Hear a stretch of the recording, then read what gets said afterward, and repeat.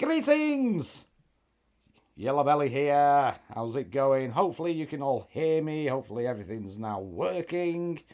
I was having a little bit of a moment there, so let me know you can hear me. And I shall have a quick... hello. You've seen... it's not connected up again to me chat and everything. Thank you, I shall say, David, for that dono that's just come through. Much appreciate it. I don't know why it's not picking up my things, but yeah, here you're fine. Brilliant. Well, here we are yet again. It's another Retro-Recollections. And yes, we have a very special guest. Of course, you know him. We all know him. It's that Southern Softie. It is, of course, Novabug. Greetings, sir. Oh, dearie me. That's right here. Is it here? I think right here, or the other way. You've got my logo. That's nice. Thank you very much. How you doing, everyone? Novabug here. So, please let me know if the levels are okay on Nova. You can hear him. I have boosted his sound a little bit, so hopefully you can hear him. Yes, a Northern Numpty and a Southern Softie. That's us, yes. Can barely hear Chris. Wow. Oh, okay. Are you sure about that? Or is that just a wind-up? Is that a wind-up? Nova... Probably is. If it's Retro on Limit, probably is. Yeah, no, it's Pete, actually. No, somewhat low volume. There we go. So, let me see what I can do. So, I shall... Boost me. If I give it a bit of that, can you hear him now? Can you hear me now? Can you hear that? That's better. Yeah, there we go. Yeah. Is that better? Yeah, it was my fault. I didn't have the desktop audio on. Oh yeah. Blame the host, everyone. Yeah. So They blame me all the time. So you know. Well, you know what it's like, mate. You know.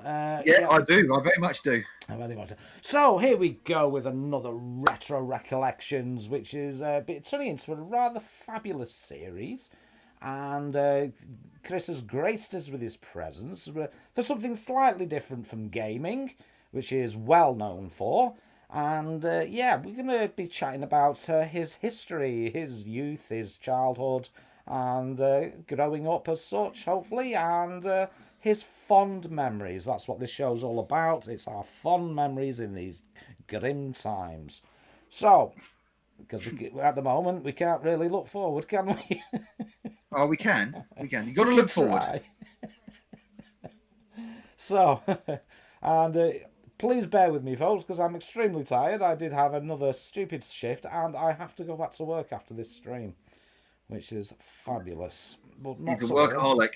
Yeah, I'll tell you. So, if I'm not on stream next week, you know I've died of exhaustion. But I'm sure Tex will be happy to take my slot. Easy.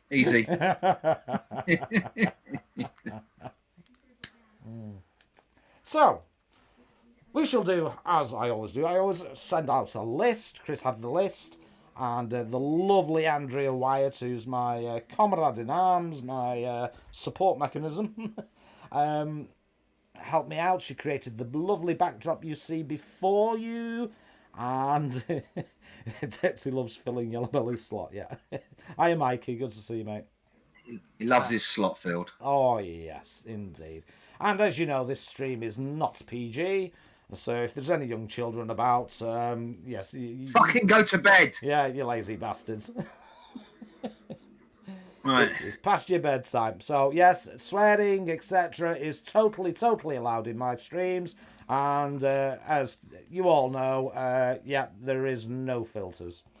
Because I'm not monetized and I don't wish to be monetized. Apart from the filter that's on my camera, which is getting rid of my wrinkles. Well, there is that. Mikey Smith's got one of them, you know. He does that. He doesn't what, tell him. wrinkles? Well, he's got plenty of those, but when he's doing... Oh, this, yeah. Yeah, he puts this, like, that little filter that, like, smooths you out a bit. And it looks like... Smooths him out? Yeah, it makes him look like he's got eyeshadow on all the time. Ah, see, he's used to wearing makeup on stage, you see, so that's why. He has, in reality, Mikey has a face like the moon. Bit of polyfill that does the job. I knew a girl like that. Anyway, we shall obviously we'll make a start, and the first selection, as always, is Sweeties. Those things that we lived on as children, and pop it up on the screen now is your first selection, which was 5, 4, 3, 4, 2. 3, 2, 1. Yeah. Yes. I remember. Tell me about this. Why is this such a favourite? You know what?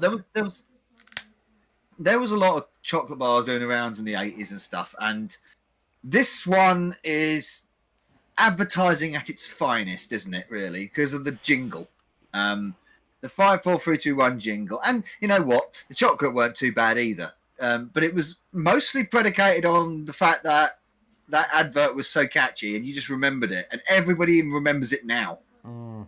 That jingle 5, 4, 3. That and the trio. That was the other one. Yeah. That and trio. And he said, and do the same with trio as well. Buy a trio just because of the fucking advert, you know. Yeah.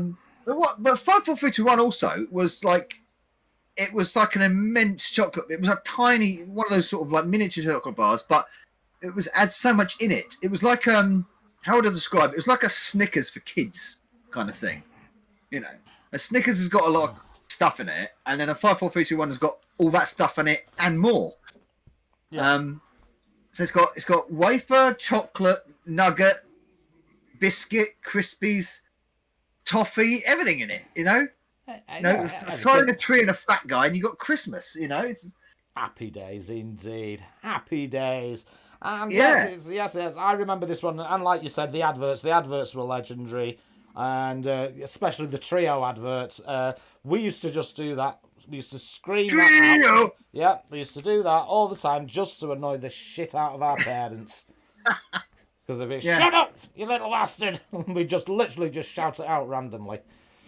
Yeah, everyone thought it was the Tango adverts that did that later on down the years. And you do the Tango thing on everyone. Oh, yeah. But it wasn't. It was the trio advert that started that. Definitely, yeah. What was the other one? Well, you had soft mints. Yeah, the soft mints, yeah. Soft. Yeah, and you had the Kiora as well. The Kiora's not a sweet; it's a drink. It's a horrible, acidic, orangey thing drink. And I think it was only drank because of the advert, because it's too orangey for crows. I'll be your dog. Oh, what a lovely derogatory advert that was. Happy days. The good old days when we didn't have to worry about political correctness.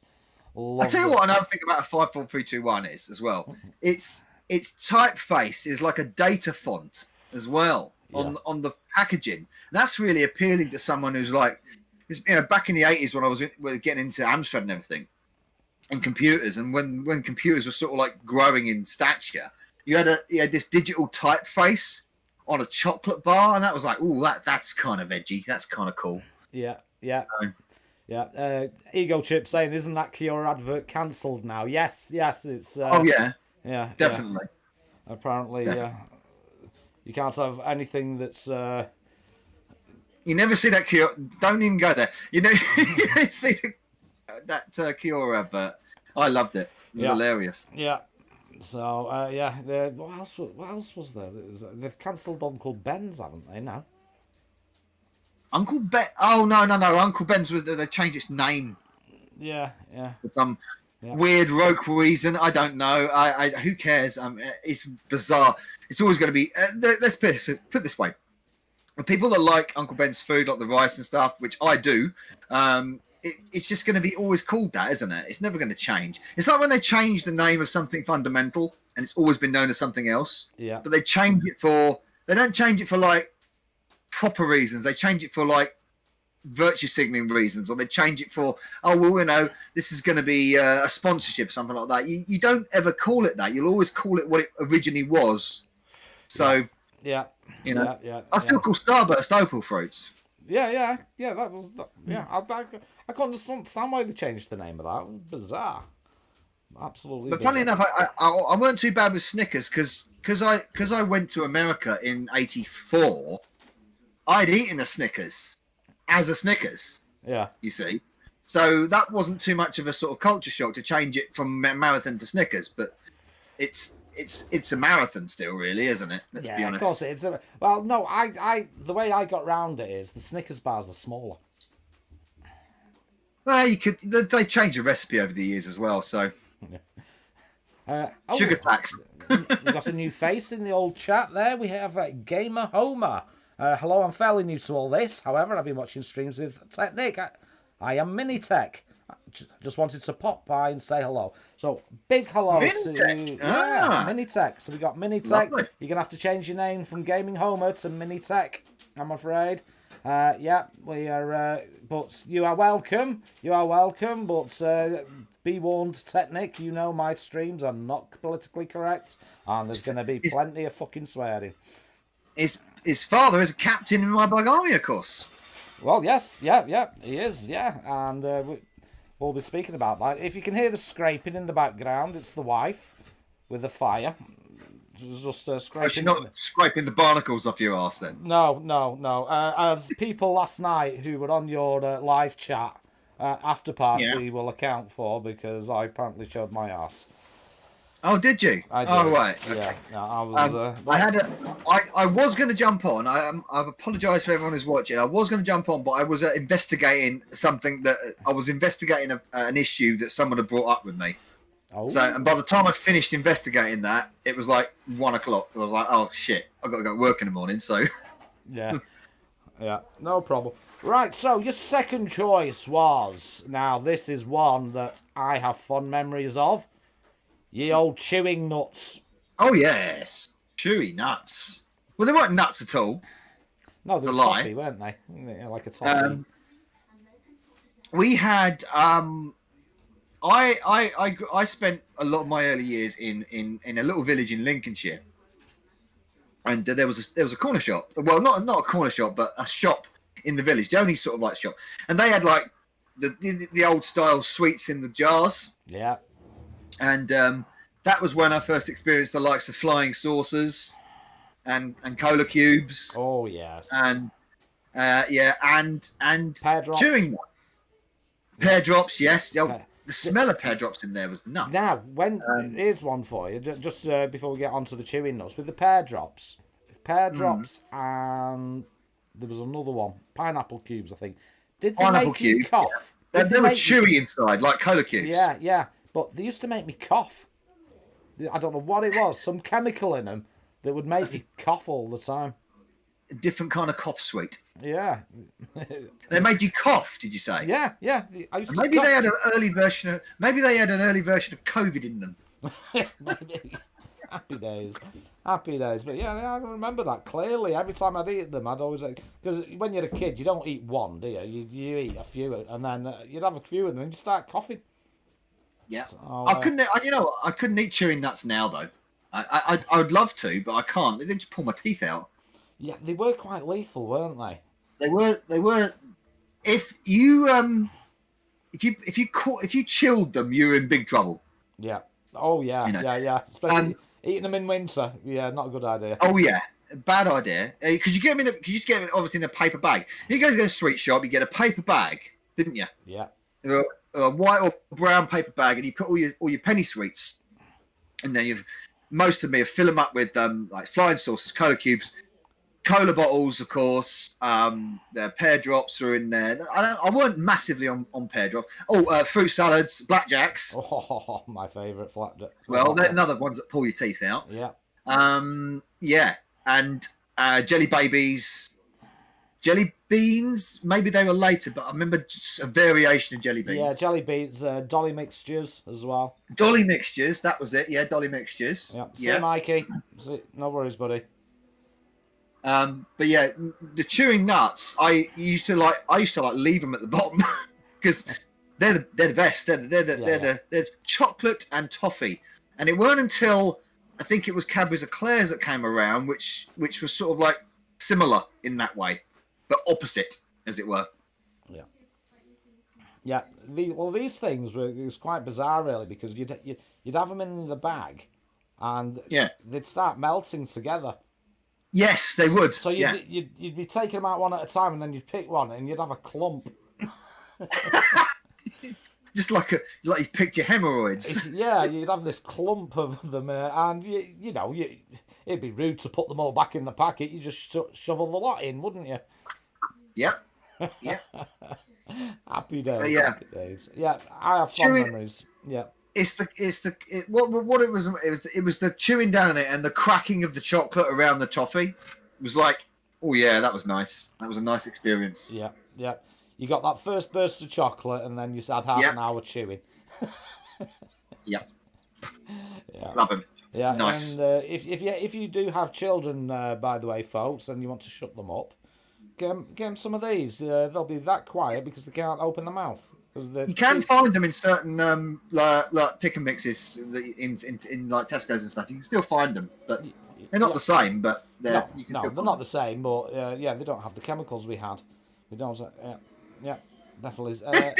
Oh, here comes Retro and Limbs, Steve. Oh, Steve, I sent you a DM on Discord, by the way. If you can get. Speaking of chemicals, go on. Well, Retro and Limbs here, so he's gonna breed a lot of toxic gas into the conversation. Now, I struggled. I could not find a packet picture of these blasting powder. Blasting powder. I could not find it anywhere on the old Googles. A picture of blasting powder. Mate. I struggled. Now I know it's a popping candy.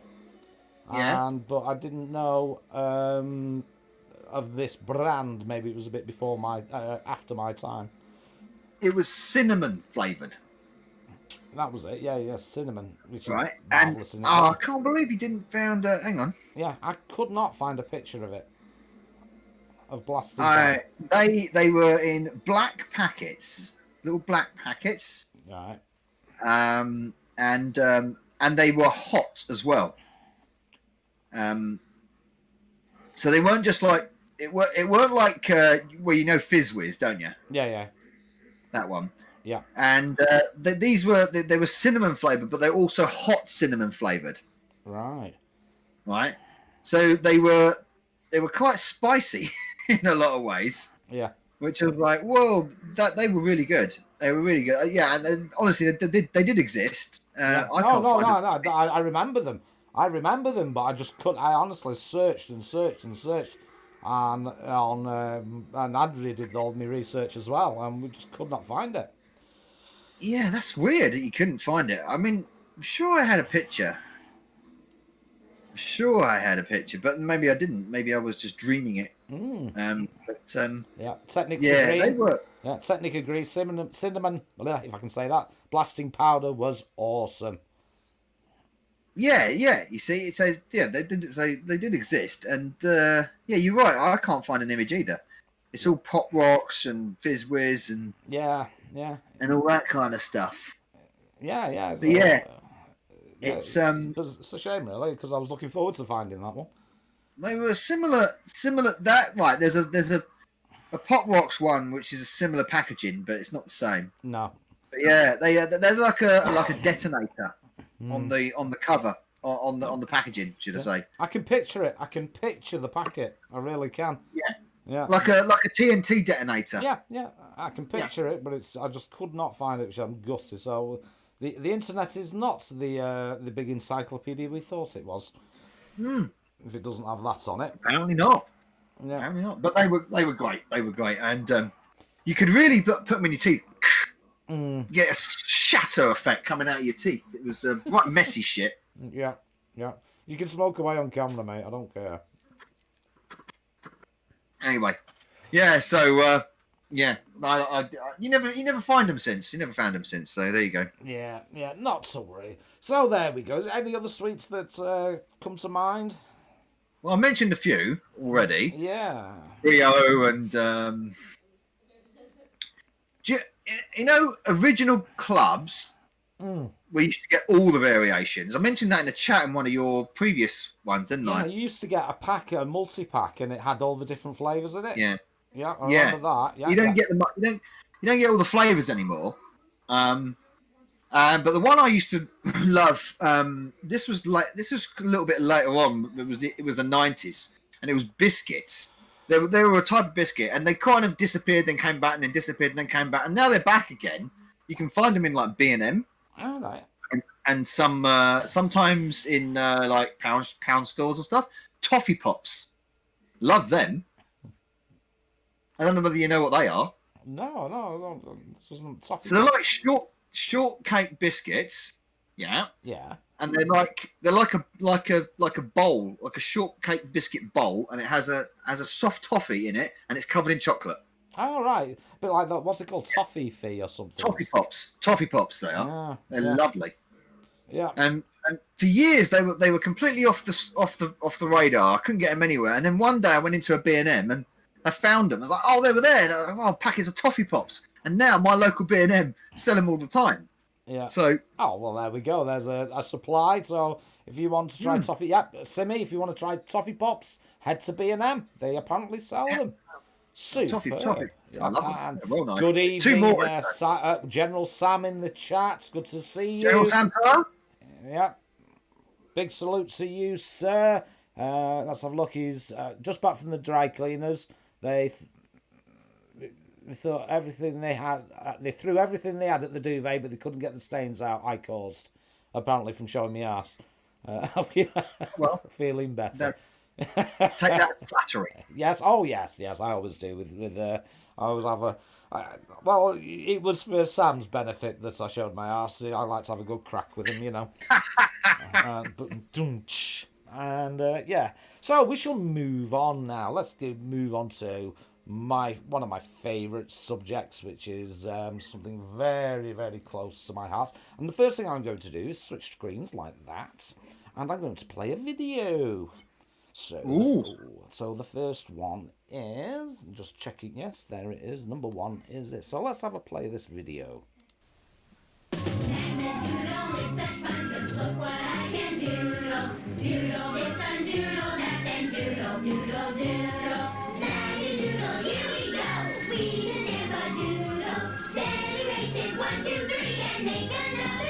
Magnadoodle, a new travel Magnadoodle from Tyco. Magnadoodle, that was your choice, sir. Your first one. What was so special about that toy for you? At the time, I'd only known Etch-a-Sketches, right? And they were annoying as shit. You can't really do a lot with them, can you? You're one line and stuff. And nowadays, it's a Magnadoodle is nothing special at all. You get them everywhere in different variations. You know, Paw Patrol ones and bloody, you know, Game of Thrones ones. Who knows? Yeah, and you even get like little ones as well, and slides. And I mean, but the first one I had was an official Magnadoodle, and so it was the blue surround. Did it have like a hex pattern on it? It did. Yeah. Hexagon shapes, and it was the blue surround, and it has the yellow stamps and the yellow pen, maybe a red pen, maybe.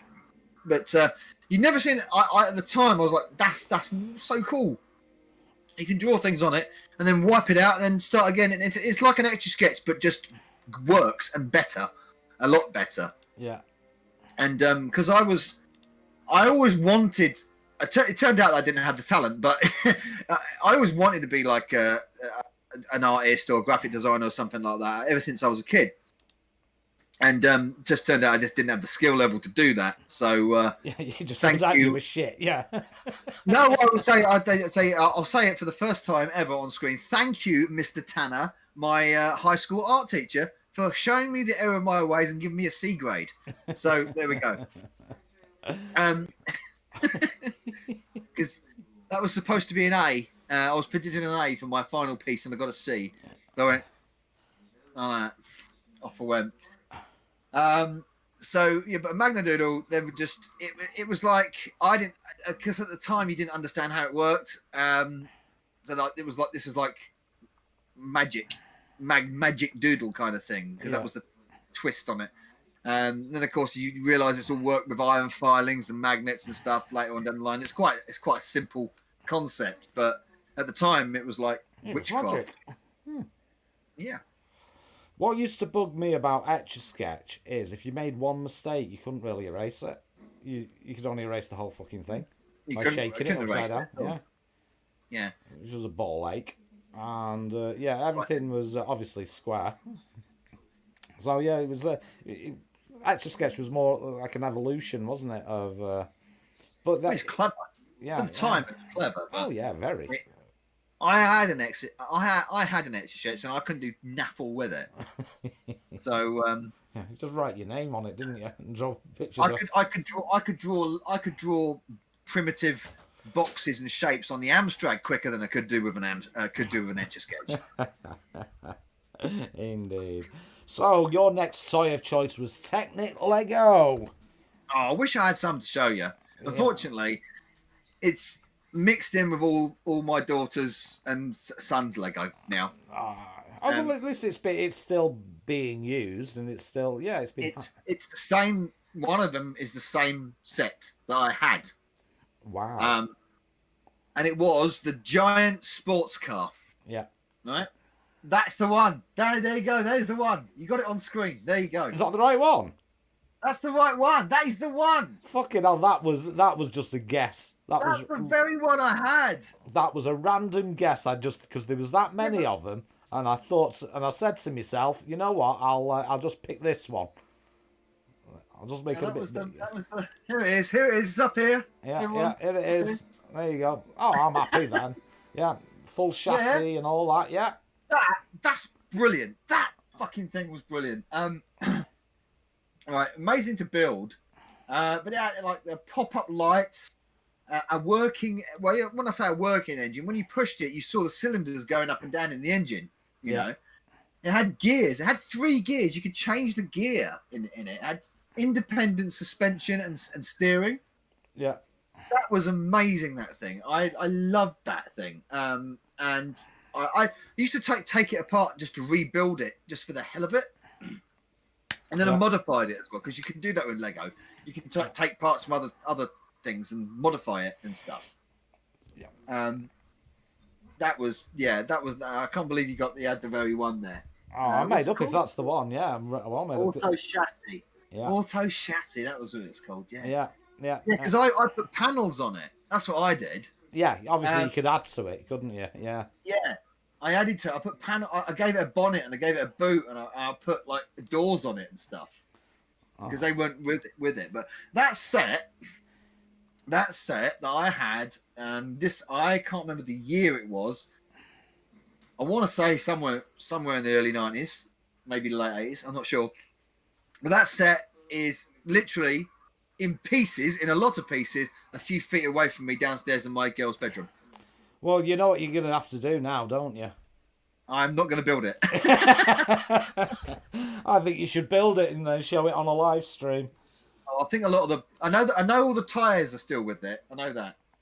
Yeah, I need to buy a lot of parts to replace a lot of parts that have been missing and sucked up by vacuum cleaners over the years. Yeah.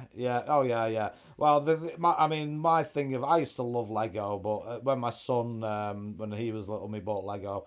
It became the bane of my existence, especially he'd just leave it all out over the floor and you'd take him up to bed at night when he was a toddler and it was blue. And he had Lego feet.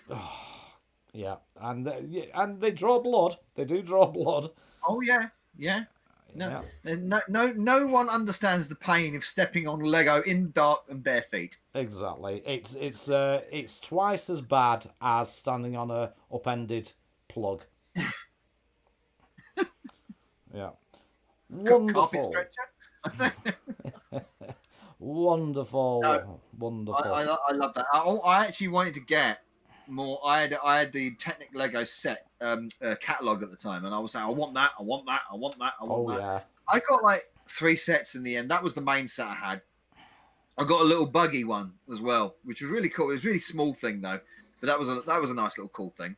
Yeah. And I think I had the forklift as well. Yeah, I saw the forklift one as well. Yeah, I saw a few of them because I just did a search on Google of. That's amazing. You got the right one. I figured 90s, and I just put in 90s Lego Technic, and I thought, oh yeah, that looks like a base set. That one. So there we go. Oh, happy days. I'm happy. I brought a smile to your face there, sir. And Of course, your final choice was Oh yeah. GoBots. Now, I do not remember these, but I assume they were a Transformers rip-off of sorts. They weren't a rip-off. Oh, we have one. We have more than one. Oh, Trust right, me. hang on. Right, let's go big screen. Let's go big screen. Right, come on, let's do this properly. So, big screen, I've lost your... what have you got? Disappear? Discord. Oh, you're up top there. Right, yeah, let's make you as big as I can, fill the screen, and then you can do a proper show and tell. There we go. What GoBots were you like your budget equivalent of Transformers? So Hasbro had Transformers. Okay. So the thing is, Transformers were expensive and they were big as well. So my family, me myself, we didn't get Transformers. We couldn't afford them. But GoBots were like Codemasters games, right? You could walk into a shop and they'd be hanging up on cards, on cards in their robot form, and you buy them in that way. And it was a fascinating thing to walk into a toy shop and you find the GoBot stand, and they're all hanging up on cards. Transformers were always in boxes or presentation flashy things, and GoBots were never like that. This here is Leader One, and he is the leader of the good guys, and he's a plane, obviously. And if I do that, they transform really quick as well. He's now the leader of the Guardians, which were the good guys. Wasn't there a cartoon? There was a cartoon and there was a game. Yeah, it was the cartoon was called The Challenge of the GoBots, and the game was also called The Challenge of the GoBots as well. Yeah. Here is the leader. There is the leader of the Renegades, the bad guys. All the chrome on it, Mm-hmm. and that's Psykill. Thing is, you got to take his engine out to transform him, and his wheel. And there he is. Superb. Yeah. Evil Psykill. Yeah. These are And I've got a few box more. of them. Oh, superb. Well, look, I should show you. Hang on a minute. Yeah. Let me just. Show us your collection. All right. Okay. Well, I couldn't. I'll go for ages because I've got about 50 of them. Oh, bloody. Well, don't show us your collection then. So this is Turbo. He is the second in command of the Guardians, and he's a sleek red sports car. Who you got to be very delicate with these because they're quite old. So you never want to sort of like go too bad with them. Yeah, don't force it.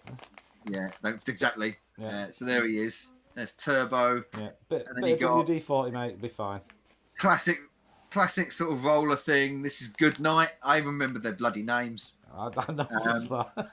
I know. This was, in fact, Goodnight. Funnily enough, this one was actually the first GoBot I ever bought. Actually, and it's the same one. This is the same one I had. Wow. That one. That's probably the best part of over 30 years old. That Bloody little hell. toy. Yeah. And Goodnight is the first one I ever had. And this one was the first one my brother ever had. All right. And this is a Renegade, and it's called Stinger. And you robbed it off him. And I robbed it off him, yeah, indeed. But it's got very interesting transform ability here, because you sort of like, you got to take the legs out here and switch the bonnet in. It's really difficult to do. There we go. Do that. Snap. Sort of like flip its bonnet like that to transform it. It's really difficult. Yeah. But, yeah, I've got loads of them. I've got absolutely loads of them. You've got Buggy Man there. What was another one here? This one's called Fightor. Oh, yeah. One of the most difficult ones I found I couldn't get hold of was the Renegade Lieutenant. In the cartoon, it was one of the only. There weren't many female robots. This was one of the female robots, and it was the highest ranking one. It was the Renegade Feminism. Oh yeah, great. It was this was the Renegade Lieutenant Subcommander Crasher. But it's based off a Le Mans car, so it's really cool. Look at that. Yeah. That's so cool. And I've got 2 of them, actually, because they did Japanese variants. Wow. Yeah. Yeah. So you had same vehicle, but same. It's the same, the same model, the same mold, but with different color schemes, different stickers. Yeah. And of course, in Japan, they were called Machine Robo. Oh, yeah. It's a question of Beardo there. Do you have the submarine one? Dive, yes, I do. I have dive. Is it there to hand to show him? And anybody else name one, and I'll see if I got it. Yeah. Pull out. Yeah. If you can think of one that you'd like to see. I did have an encyclopedia of them once, and I was attempting to collect them all, every one of them, but a lot of them are very rare to get hold of. Yeah. Are they expensive as well, or? They can be. They can be. Depends on what one you're looking after. You're trying to find, and of course the condition changes as well. Let's see if I can find dive quickly. Hang on. Yeah. It's quite nice actually, because you've with these toys, as you were getting each one out, you've been getting more animated. I can see the joy of the memories. Oh, I can't find it straight away. I know I have him. Oh, it's in there somewhere. I've got a couple of Super GoBots as well. Yeah. There we go. It's right at the bottom. Look at that. Typical. Well, Right it is at a the bottom. There he submarine. is. Yeah. There you go. That's dive. There we go. It's a submarine, and his legs fall off a lot. If I remember correctly, you got to do that. Top splits. He's got a round bald head. He split his legs like that. There his feet. There you go.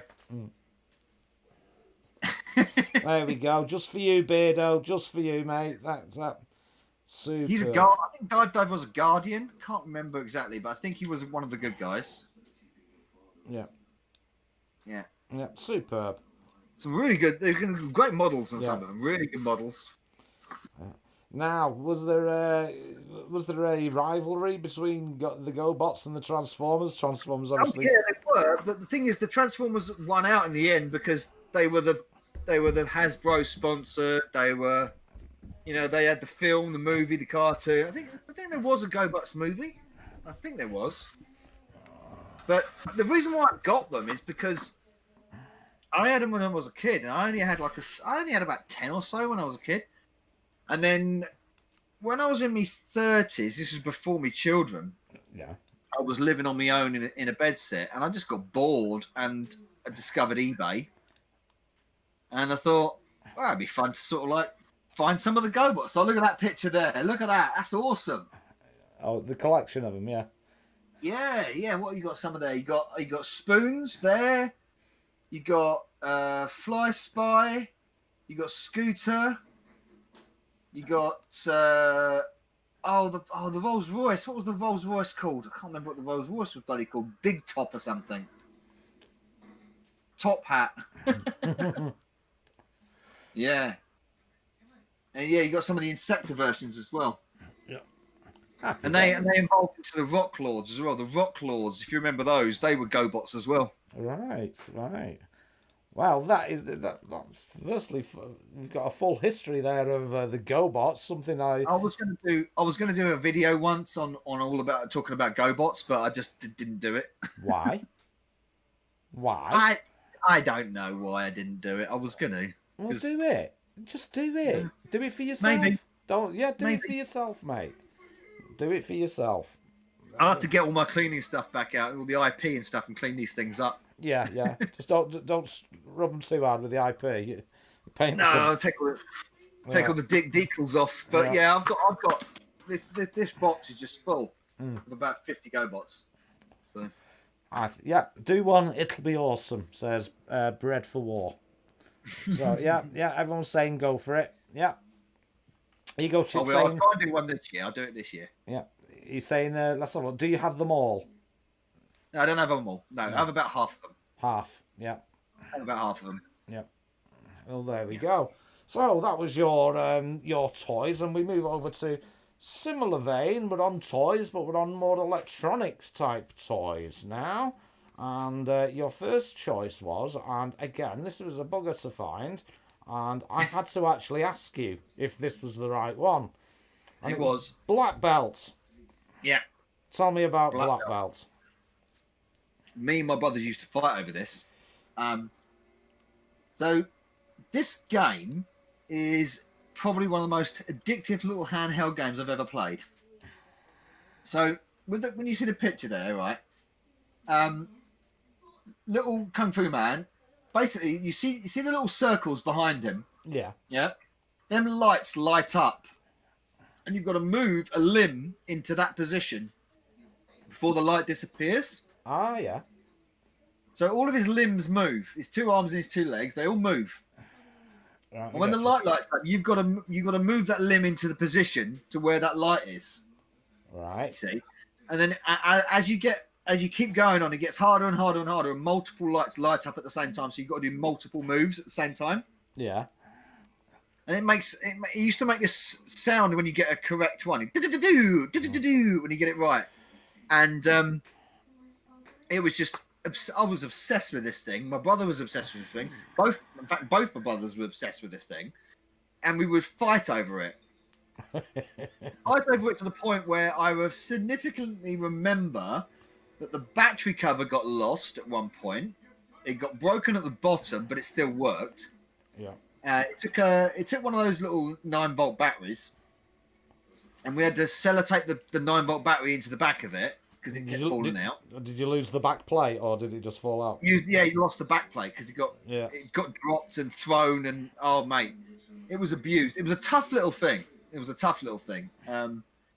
I've been after one of these for years. Absolutely years. I cannot ever find one, and when I do find one, it goes for hundreds of pounds. Oh, I'm not joking. yeah. I've seen So a they couple, are rare. I've seen a couple of videos on YouTube of it. Just a couple of like restorations and that. But yeah, it does seem very rare. Action GT as well. It was by. Yeah. Yeah. And this was early 80s. We're talking 83, 84. Yeah. Here.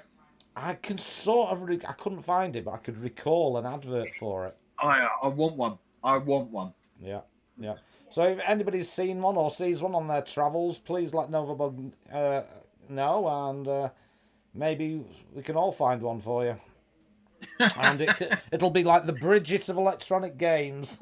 Oh no, this is much better than Bridget. Trust me. Well, I was just thinking where you have every single copy. The really interesting thing is, it only has sound effects, but its music is still better than Bridget's.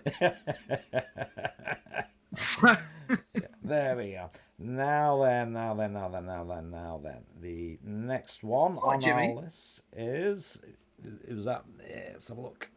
So I'll just check the chat. Sorry, I've not been checking the chat much. Been too busy in in-depth conversations here. Yeah. So, superb. Everybody's chatting about games and things like that. Yeah, fantastic. And yeah, all these things you're coming out with, guys, will be superb for you to bring them up when you come on my Retro Recollections streams. So, yeah, keep these ideas in your mind, guys. Yeah. And I would love to have you as guests. So, next one we have is another favourite of yours. Now, I don't think lightning will strike twice. I don't think I would have got the right one. But it's an RC Push 911. Yeah, no, it's not the right one. Oh, I tried. No, but the picture behind is the right one. Oh. Where is it? There, So that if you one. take that picture away, Oh, get rid the of that one. the one on the shelf, that is the right one. That's the right one. Well, That's the right one. well, my hat... I tip my hat to Andrea. She created the backdrop for me. She does all my backdrops for me. And for finding the right one, well done there. I think some extra brownie points for the wonderful Andrea there. For finding that. Yeah, there you go. And I tell you what, right? Okay, hang on a minute. Let me just do something for you. Oh, yeah. Okay. Look in your Discord now. There you go. There it is. Oh, because yeah. Hang on. by Tayo it was. That looks like it says Tato. Oh, no, it is Tayo, yeah. It's Tayo. Yeah. All right, let me save that. And that was the exact one I had. That's the exact one. Right. The exact one. So It's a radio controlled 911 Targa. Yeah. It's a brilliant toy that was. Give me a second. Let's see if I can swap the picture. I wanted. I had my heart set on that. I think it was a toy shop that I saw sometime in the 80s. Again, I think we're talking 84, 85. Yeah. So when we were in Lincolnshire, we got it, and I got it for Christmas. I got it. I think it was either Christmas 85 or 86. I got it for, and my brother at the time got one of those cat things. They were called Animals. So we both had toy vehicles for Christmas. Right. Yeah. And that was my one. And I tell you what, it was the first radio-controlled vehicle I ever had, and I loved it. And I really, at that time, I really got into radio-controlled vehicles. Because it was fast as hell. It had 2 speed settings. It was really, really fast. And it was just this jealousy that me and my brother had at the time as well. Was he jealous of you having that one? And the thing is, I was a little bit jealous of what he had as well. Because he had this thing called an Animal. And there was a toy line at the time called the Animal line, and they basically take a sports car and put it on monster truck wheels. And his one was like a Trans Am, and it was put on monster truck wheels, and claws came out of the monster truck. I remember that. Yeah. So at the same time, he got that, and I got this. I thought this was a little bit more refined. Well, yeah. I mean, you can't go wrong with the Porsche 911, can you? It's one of those cars that, even in toy form, it looks amazing. And we were living when I got this. We were living in a pub in Lincolnshire. Yeah. And it was quite difficult to find a flat surface for it. It needs to be on a flat surface, this early sort of radio controlled car. And when we moved to London, we moved into a newsagent's, and my father ran a newsagent's. Thing is, the floor of a newsagent's, when it's closed, is brilliant for this. It was flat and smooth. When you used to close up, we used to go down into the shop, and I used to play with this thing on the newsagent's floor. And it was quite a big newsagent's as well. It was quite long with 2 long aisles. Yeah. So you could use it as a racetrack. It was awesome. Yeah, your own indoor scale electric, fantastic. Yeah. I wish I could remember whatever happened to it. I really do. I'd love to have it now. Yeah. Have you again looked through eBay to see if it turns up, or? It's again sort of quite an anomaly. But I just, it's like a lot of these things you have when you were kids. It's like, whatever happened to them? Yeah. Because I don't remember ever throwing it away. My parents don't remember ever getting rid of it. So whatever the hell happened to it, you know? Well, yeah, It's I know a lot of them went to the skip in the sky.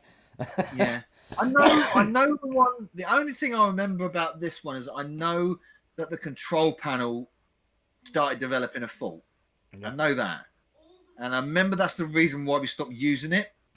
Mm-hmm. Because it started developing a battery fault, and then the aerial broke off it. Yeah.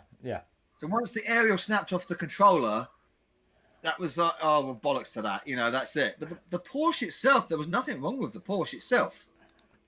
So it's a damn shame, but love that thing. Absolutely loved it. Oh, superb. Well, what was that? We've got a thing there from Gillard saying there's a black belt game on eBay at the moment at £250. There you go. Told you, hundreds of pounds they cost. Yeah, it's ridiculous. Now we're moving on to the world of LCD games, and here's one should be appearing on the screen in a minute. for you. One that you have fond memories of. Is that Turtles? Yeah, that's Turtles. Yeah. Yeah, That's it. That's the Turtles one. That's the Turtles one. That's the one I had. Yeah. The, Tell me about the your... green upright one. Yeah, that's the one. Tell me about your memories of this. This again was, I think it was this was a Christmas present again. It wasn't our main Christmas present. But this one was, I believe, I can't remember whether this was for me or whether it was my brother's. But I know that we both used it extensively and played it extensively. We never used to fight over this one. But we also had the Double Dragon one as well, which I believe you've also got. I put all the Double Dragon one. Because we had that one as well. So the memory is quite hazy on this. So, it's kind of a hazy. There's the Double Dragon one, yeah. Yeah, I remember that. I remember that so much. That kick in the bollocks there. Look, that guy's head. Look. Yeah. Yeah, I remember that as well. But these two sort of, even though they're completely different games, they sort of blur into each other. I can't remember which one was the most important at the time. I certainly remember the Turtles one being more significant because I think it was round about 1990, and that was when the first Turtles movie came out. So I think it was tied into that. And of course, by that point, Double Dragon was a couple of years old. Well, it was 3 years old. So, and Double Dragons was like a tiger, one of those, throw a penny tiger ones. It was okay. But the Turtles one was I think it was officially a Konami one. Yeah. So it was, yeah. Yeah.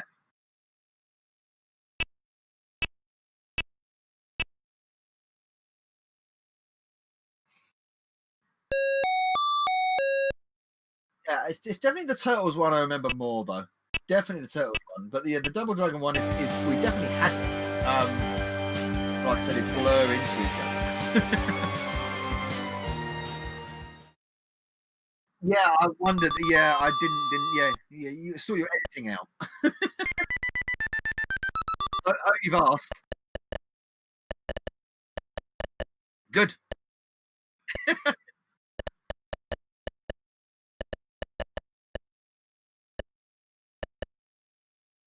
Yeah. That was. I still had the GX. I still had this baby then. Yeah. So sorry guys, I had the mic switched off. Sorry. I still had that. So the old GX. Yes. Well, that kind of leads us nicely, really, into computers. Something you're famous for, obviously, and I've got your selection here. Now, let me load something up. If I can get this to minimize, which it won't do now for some reason. Boom, boom, boom, boom. Give me a second. And where did I put it? There. Let me get this. Hopefully this will work for me. Now then. Boom, boom, boom, boom. There we go. So, hopefully this will work. It was working earlier.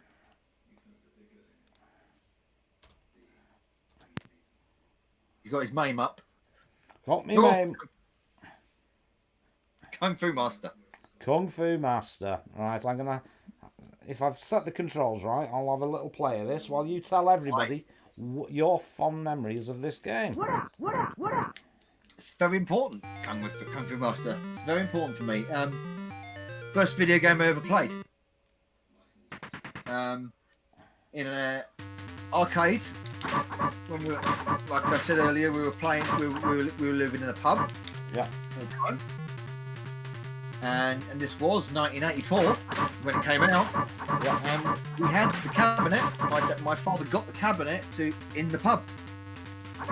So it was brand new, absolutely brand. This game was brand new, and I played it, and I loved this game. Absolutely loved it. First, like I say, first video game I ever played. Yeah.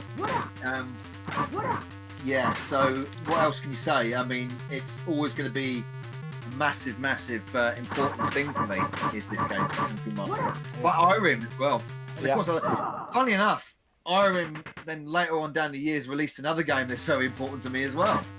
So, which was R-Type. Yeah, yes, big R-Type fanboy, aren't you? I am a massive R-Type fan. Yeah, I was very surprised actually at I thought R-Type would be on.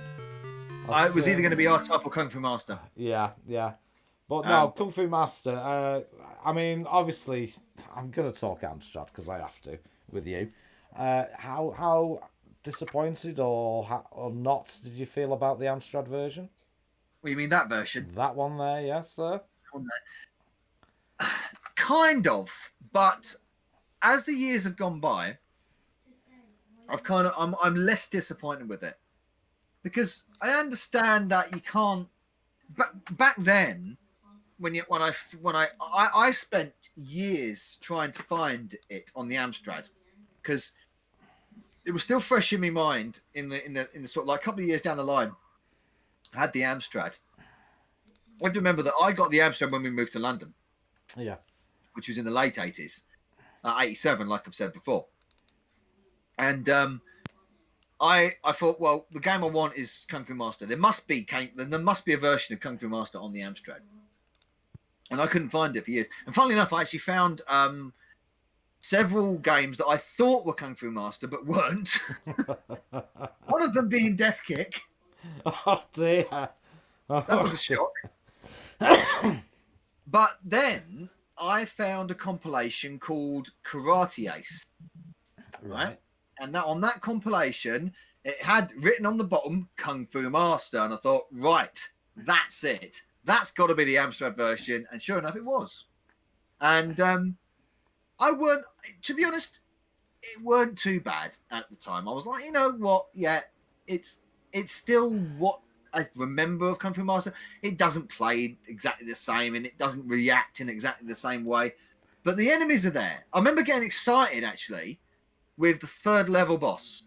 Because on the third level boss is this huge giant dude in yellow trousers, right?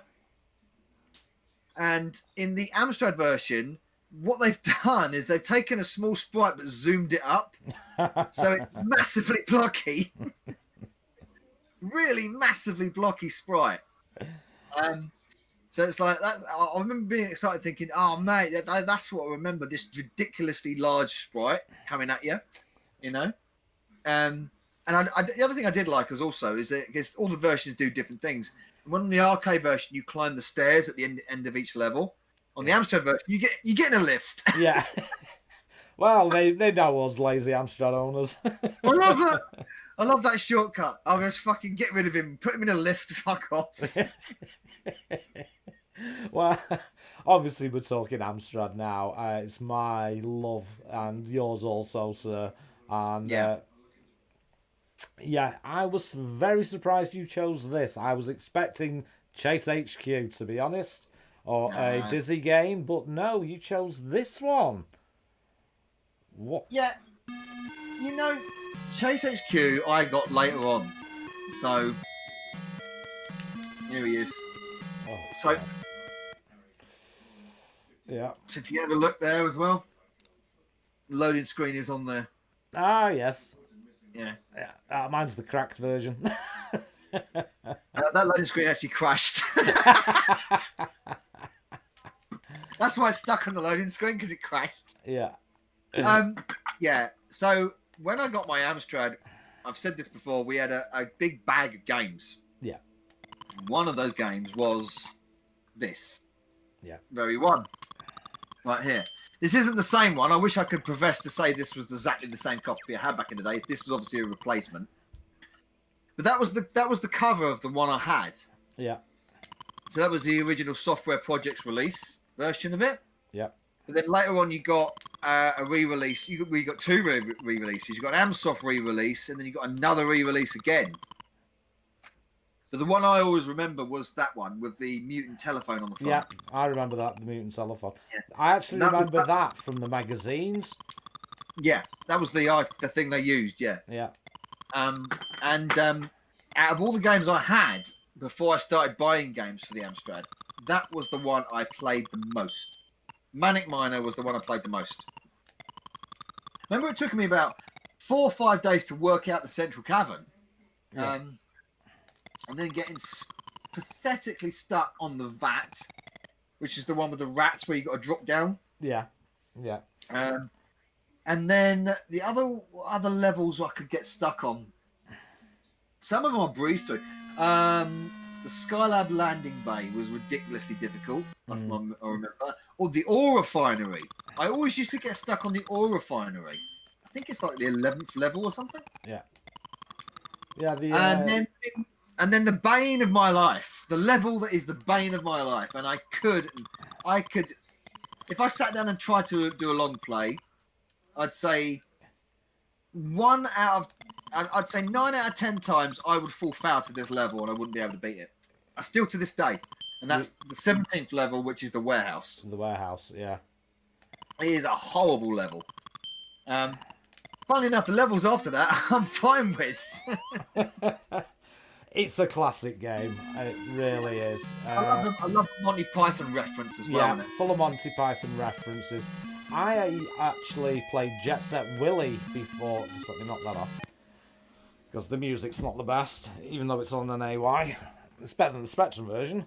But I started off with Jet Set Willy, and then went back to this after, because I thought I didn't know they'd made one before it. Yeah. Yeah. Manic Miner came before Jet Set Willy, yeah. Yeah, but it's a belting game. And as Steve W says that it plays really well on the CPC. It does. It's a cracking game, and 84 right at the beginning of the Amstrad's life. It is. It's one of the best games from that year for me. Oh, yeah. I put this in my top 11 Amstrad games still to this day. Yeah. It plays so well. It's not unfair. You've got to know what you're doing, and if you know what you're doing, you win. It's sharply programmed, really sharply programmed, and for the time, yes, it doesn't need the flashy graphics because the gameplay is so top on this. Yeah. So well. I'm firmly in the camp that gameplay is far more important than graphics. Graphics help, but yeah, you know. Oh, they help a lot, but Manic Miner was my basis of judging games. Yeah. From that point, it was, what do you judge them on? Visuals or gameplay? And visuals are great, and audio is great. Of course it is. But if the gameplay's like shit, then what's the point? You know. Yeah. I'll give you a good example. Final Fight on the Amstrad. The graphics are lovely. Yeah. But it plays like shit. Yeah. No, I agree. It's too slow. Yeah. Outrun. There you go. The graphics are all right. Yeah, they look all right. Still shots. They look all right. Yeah. The graphics are lovely, but it doesn't move anywhere. That's the problem. So, Manic Miner is the keystone for awesome gameplay over graphics. Yeah. No, I agree. Definitely agree. And for me personally, and I've played Jet Set Willy, obviously, Final Frontier as well on the Amstrad and the Spectrum, and I still think Manic Miner is the better game. Yeah, more than I agree. Yeah, because you know what you have to do on each screen rather than there's not a lot of backtracking like you do on Jet Set Willy. I tell you what I don't like about Jet Set Willy are the slopes. I don't like the slopes. Yeah, where you have to try and jump through them to get past them. Yeah, that is an annoying mechanic. I agree. It's an impressive game. Jet Set Willy is a very impressive game, but I prefer Manic Miner. Yeah. So I think for nostalgia reasons, I actually prefer Jet Set Willy because I did. That's fair enough. Yeah, but not that it's about not that it's about a game. It's just that that's where my nostalgia is, and I think that's what I love about doing this. It's not people don't pick the best games; they pick the games that mean something to them, and this obviously meant something to you. Well, I'm doing the same thing.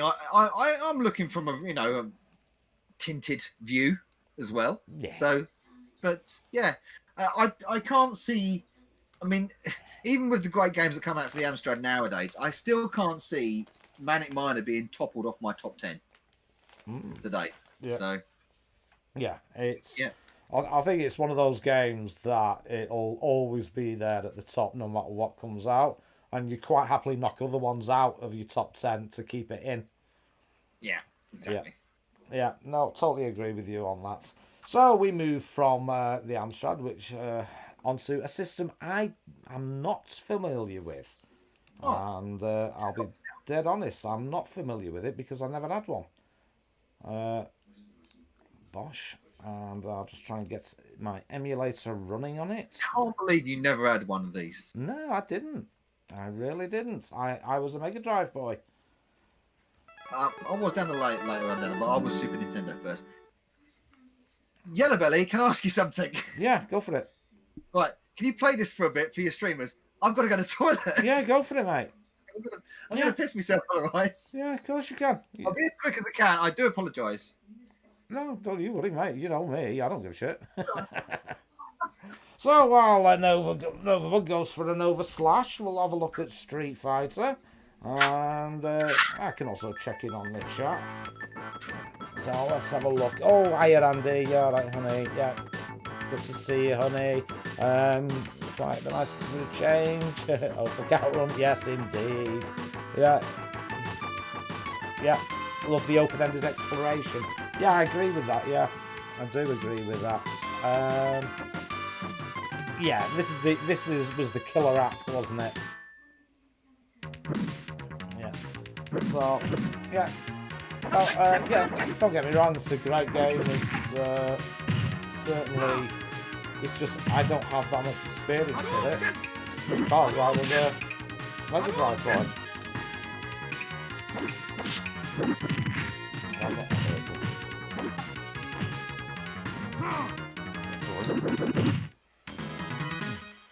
Now it works. So yes, so while Paul Novabug goes for a Nova Slash, I shall keep a thing. Brad says I was an Atari 2600 kid and never owned another console until the Saturn.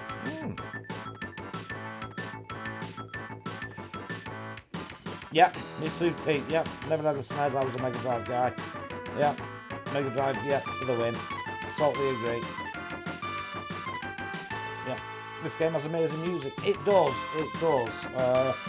I don't know if anybody's seen it.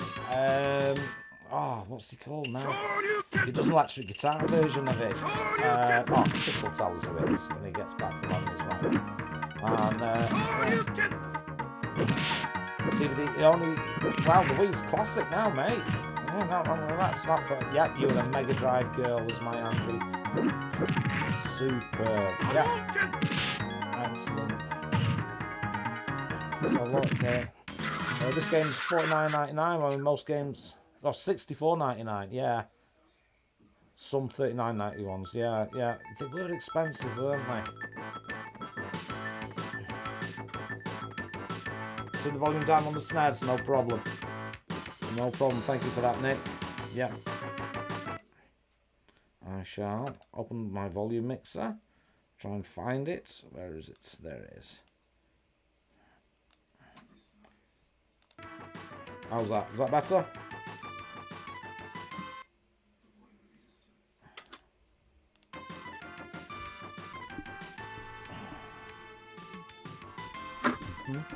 So what? Mortal Kombat gave me nightmares. Yeah.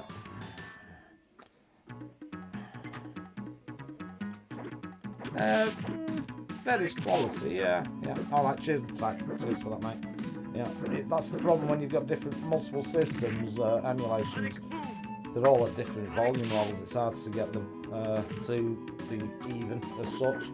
So no, if there's any audio issues, please let me know, guys. I don't want to blast your ears out as such. But, yeah. Yeah, the thing is, I mean, I'm firmly in the Mega Drive camp because the SNES, to do all its special stuff, it needed special chips in the cartridges, so it felt like they were cheating as such. Right, sorry about that. No, you're alright, mate. You're alright. So we were just discussing the price of this. It was $64.99 when it came out. It was. Yeah, it was one of the most expensive ones. So tell me, why is this game so special to you? This was Christmas '92. So it came out in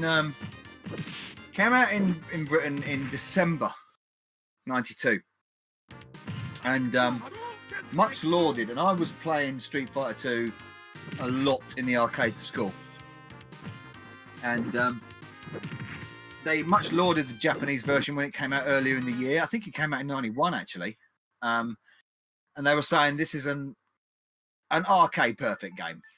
It wasn't, but it's so close to being. And here it is. There it is. That is this.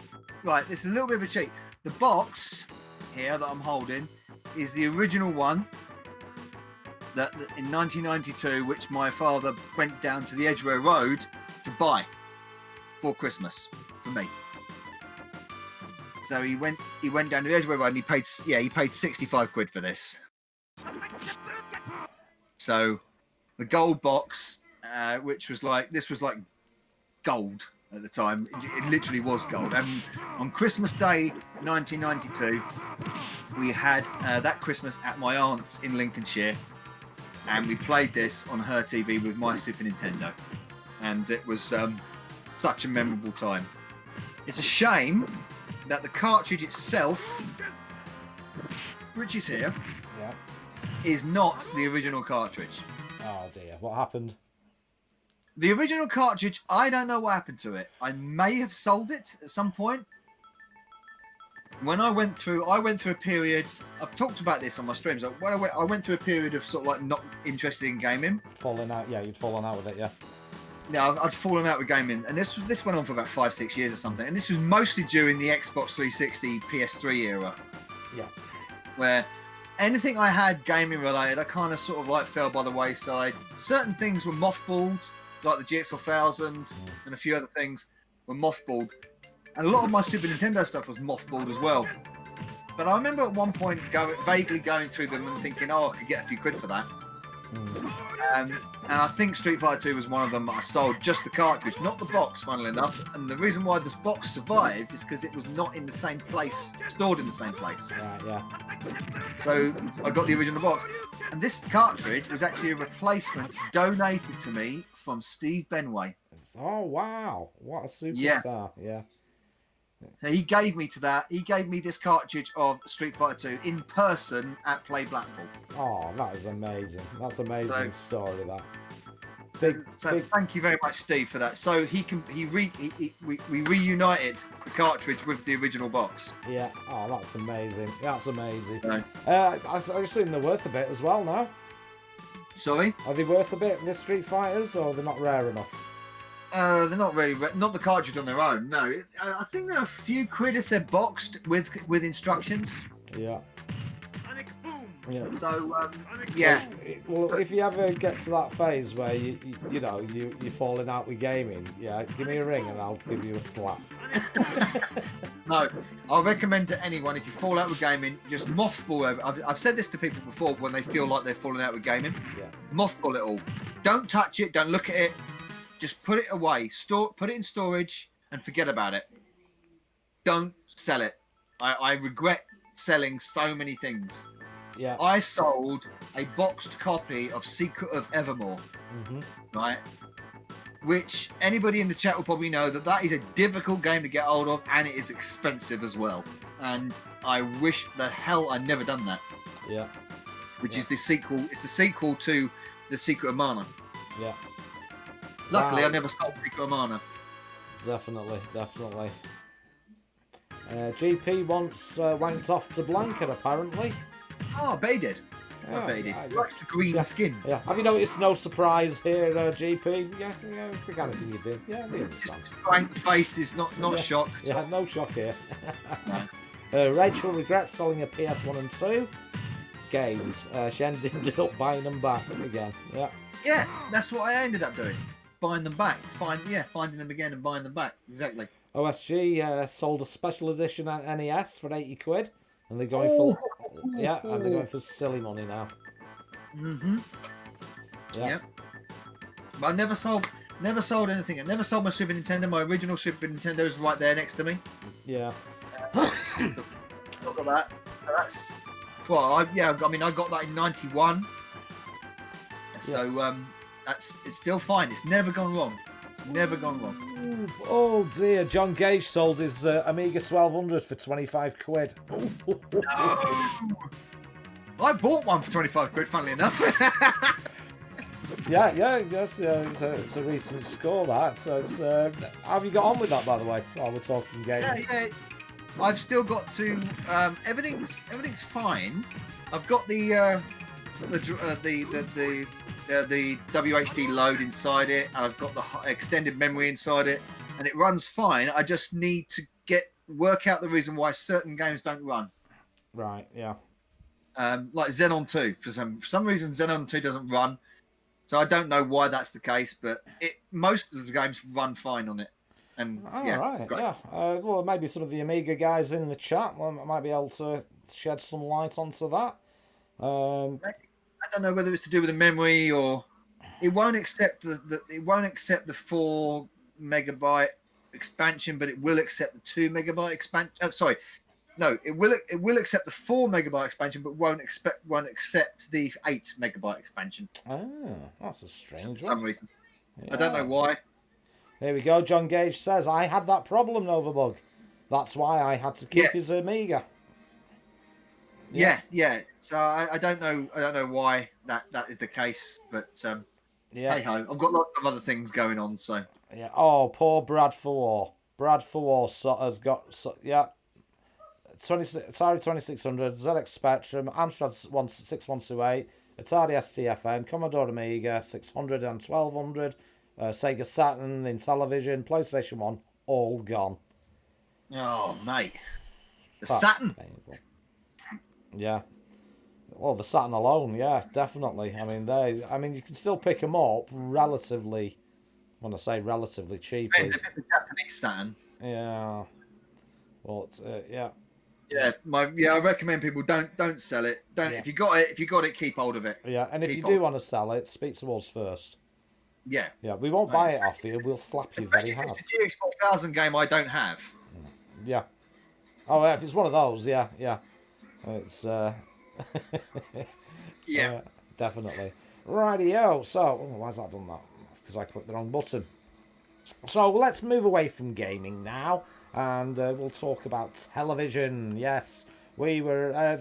First question is, and I didn't prep you for this, but it's something that always. Were you on Saturday mornings? Were you Tidswas, or were you Swap Shop, or later on were you more number 73, or what was your Saturday morning viewing of choice?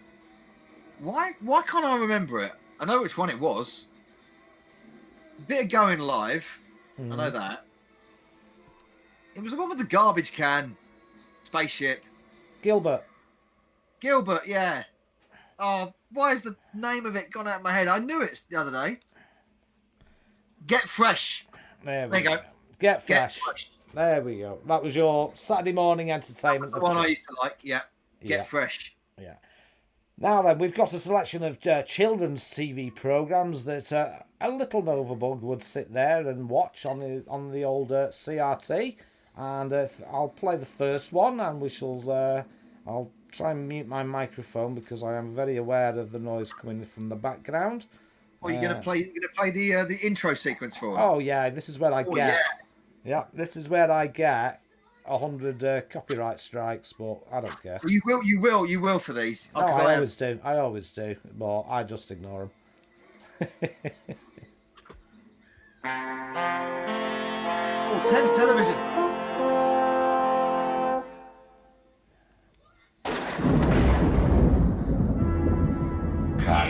You get a copyright strike for this. Home for many centuries to a dreadful dynasty of vicious vampire ducks, the Counts of Duckula.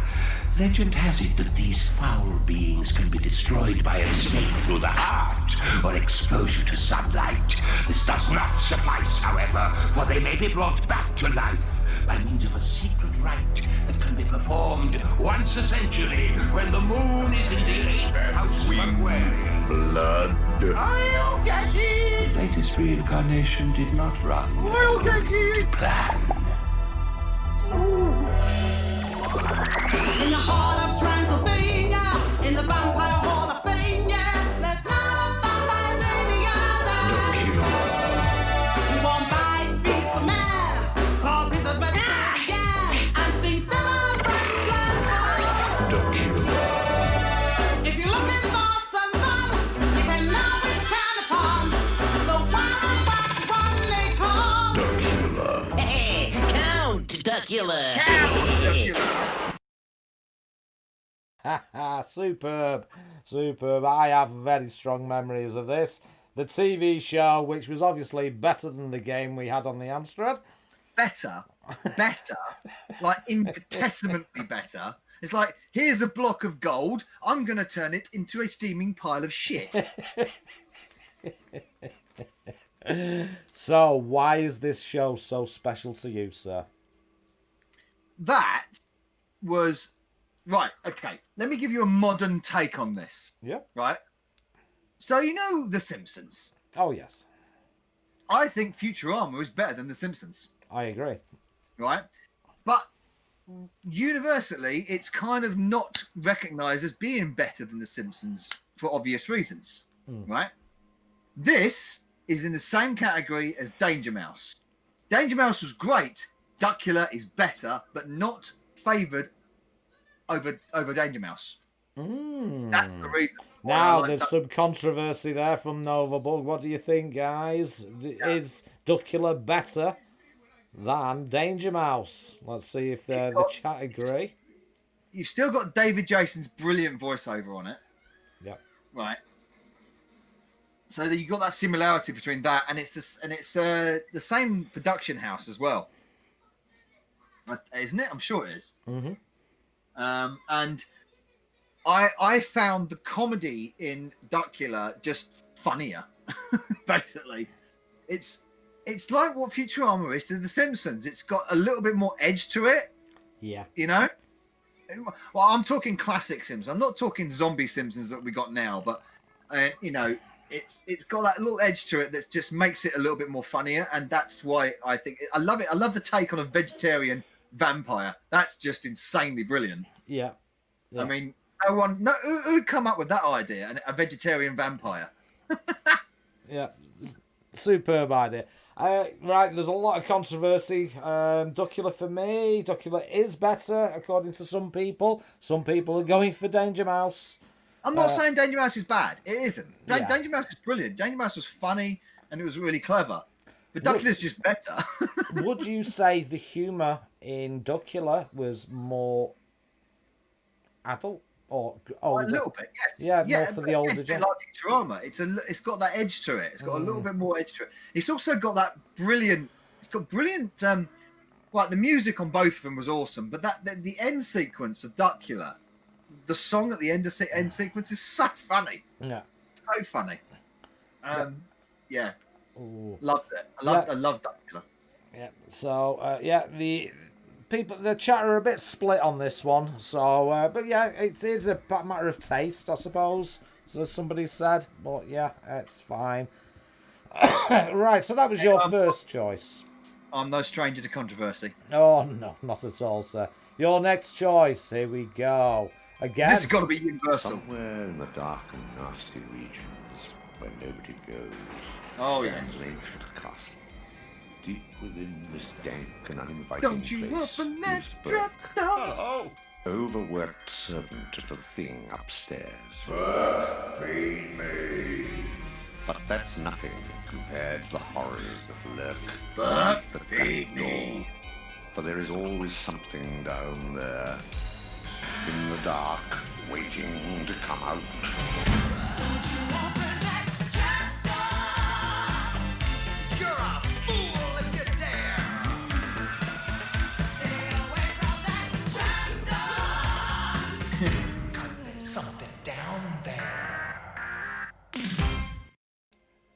Wow, what can I say? What can I say about that one? as you said, it's going to be universal to everybody. Here we go. The chat's lighting up already. Yeah, brilliant as well. Trapdoor. Hello, Burke. Wow, well done. Yeah, Trapdoor is right up there. Yeah, yeah, Burke, get me a can of worms. Yeah, good old Willie Rushton.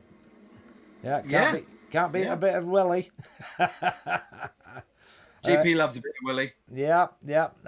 Andrea's saying, I love it. I got my kids watching it when they were little. I've got the complete DVD set. So, come on, you tell me your fond memories of this and why it's so special to you. Right. Trapdoor was one of the earliest examples of very clever adult humour embedded in a so-called children's show. Right. Boney is hilarious. Boney's snide comments. He doesn't say a lot, but when he does say these snide comments, that it creases me up. and the tone Willie Rushton uses for Boney's voice, so funny. The situations are just ridiculous, obviously, but it's the claymation. It's the main thing. It's just incredible animation. Yeah. So well done. And this is like early Aardman stuff, isn't it? So later on down the years, when you got Wallace and Gromit and stuff, and you see where the inspirations have come from.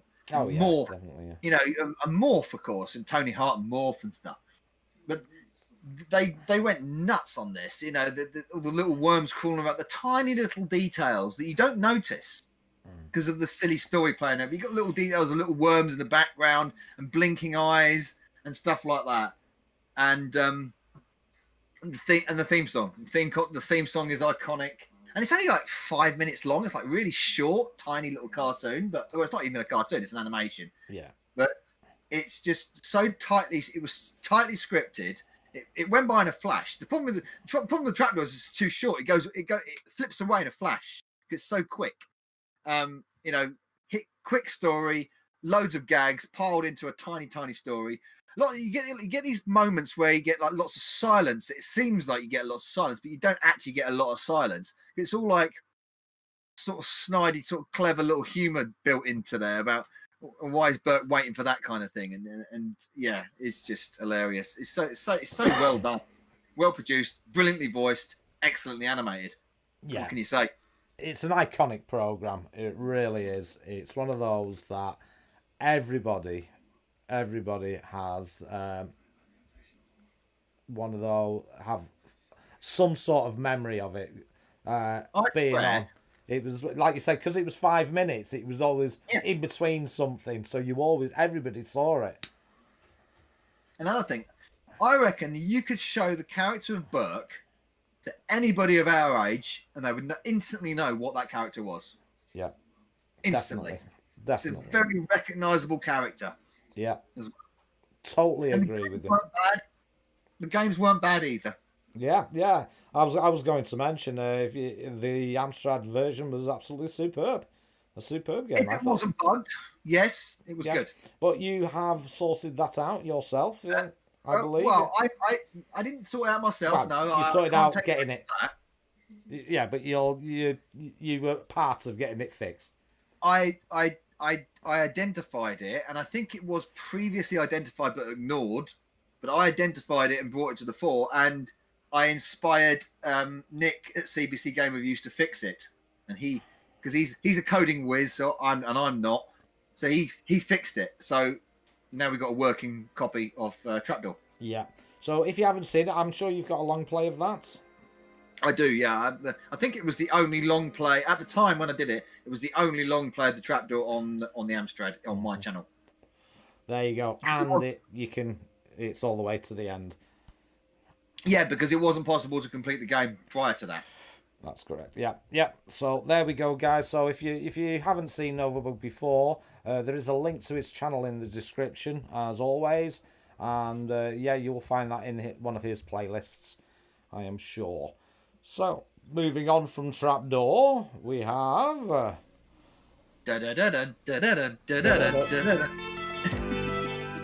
now Yeah! on, like your parents were, Check out the hair. are the secret force of pole position. They're moving real fast, they're the only Secret ones Force. who can get there on time. Okay, sis. And never too far behind. I remember the they're theme tune always more than the fighting show. crime. Look at the cheap animation on the background. Oh yeah. Danger zone. Pretty Look, soon this is they'll be insane. Like, how can this car do shine. this move and not be destroyed?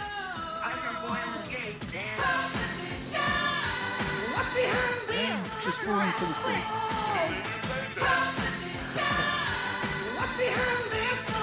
Very Terrorhawks, that face, isn't it? It is, yeah.